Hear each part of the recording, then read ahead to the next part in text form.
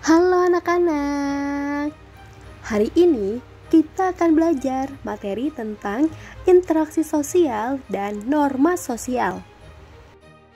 Kita telah mempelajari bahwa sebagai makhluk sosial, manusia melakukan interaksi sosial dalam masyarakat. Agar dapat berjalan dengan baik, interaksi sosial yang dilakukan dalam masyarakat memerlukan norma-norma. Nah, anak-anak, sebelum kita membahas lebih lanjut, don't forget to subscribe. Thank you. Nah, anak-anak, apakah kalian tahu perbedaan dari nilai dan norma di masyarakat? Berikut ialah ciri-ciri dari nilai. Pertama, akan terbentuk dari proses interaksi sosial di masyarakat, seperti nilai adab menghormati yang tua. Kita pelajari dari dulu melalui interaksi dengan orang tua. Ciri berikutnya yaitu bisa mempengaruhi kepribadian seseorang sebagai anggota masyarakat. Contohnya adalah nilai-nilai yang mengutamakan kepentingan bersama seperti sikap tolong-menolong. Ciri ketiga, adanya dampak atau pengaruh yang berbeda-beda terhadap tindakan. Bisa seperti orang yang jujur pasti tidak akan berbohong. Contoh terakhir, berbeda-beda di setiap kelompok masyarakat. Tiap kelompok masyarakat bisa memiliki nilai yang berbeda berdasarkan interaksi atau ajaran yang mereka terima.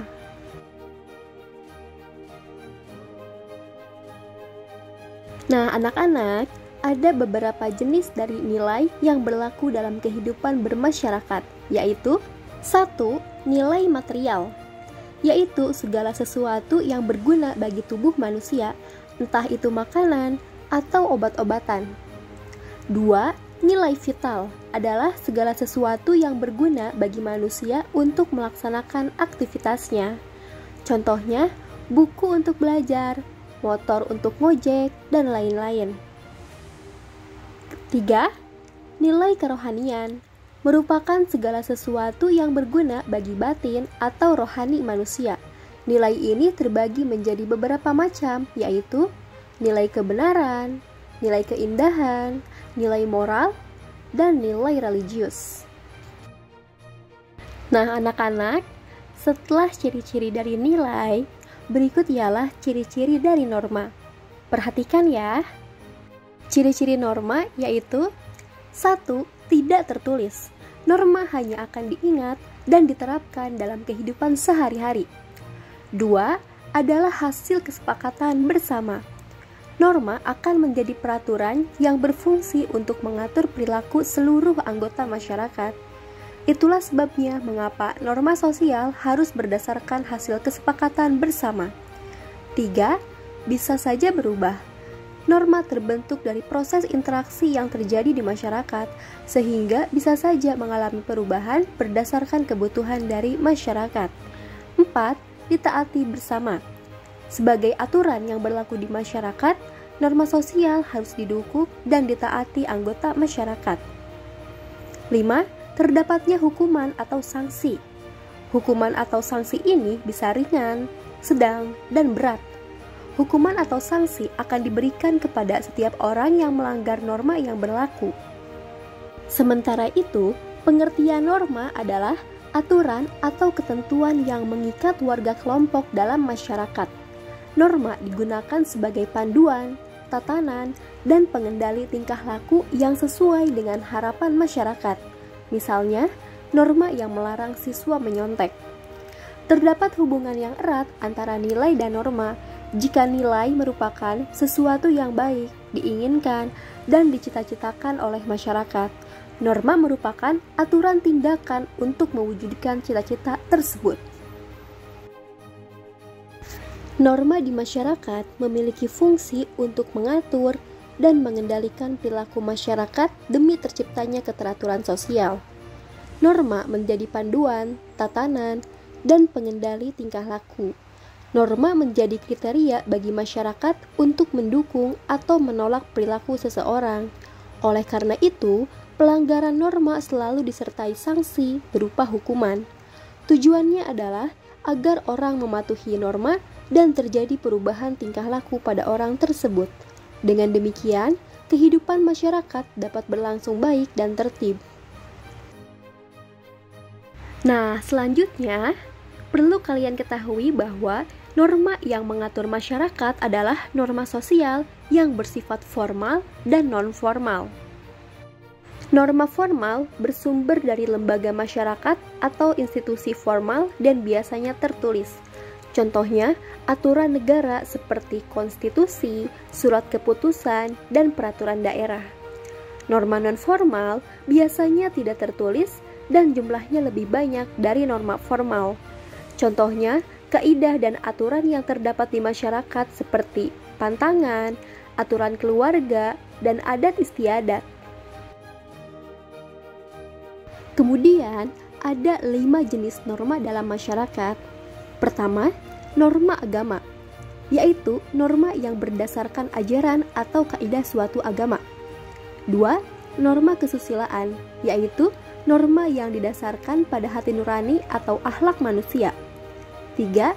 Norma kesopanan, yaitu norma yang berpangkal dari aturan tingkah laku di dalam masyarakat.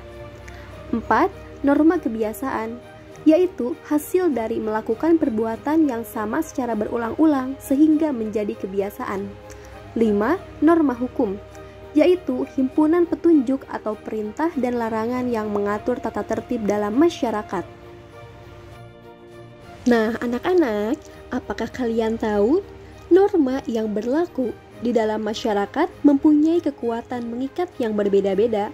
Ada norma yang lemah, sedang, hingga norma yang mempunyai daya ikat sangat kuat.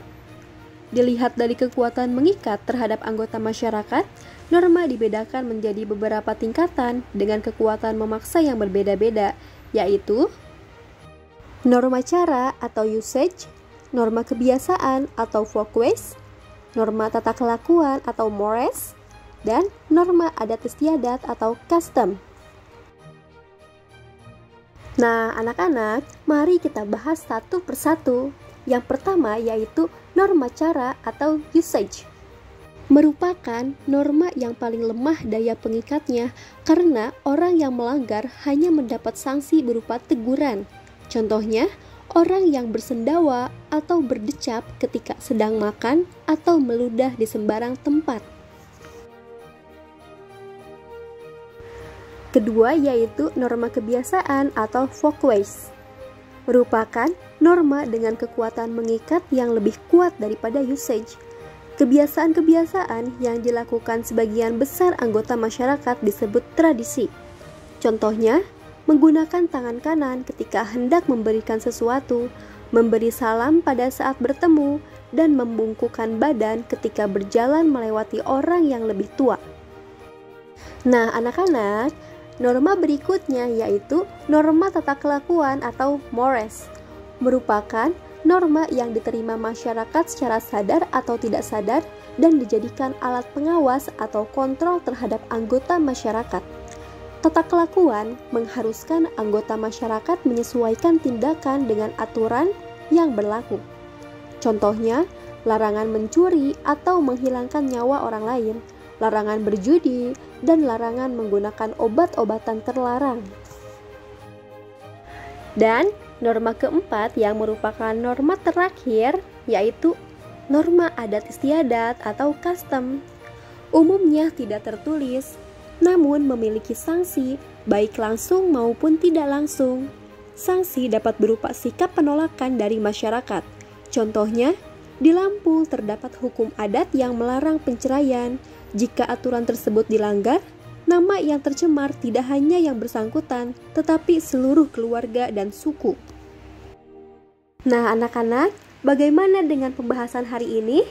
Karena materinya telah selesai, Miss Dea ucapkan terima kasih. Semoga bermanfaat dan kalian dapat memahaminya. Don't forget to subscribe.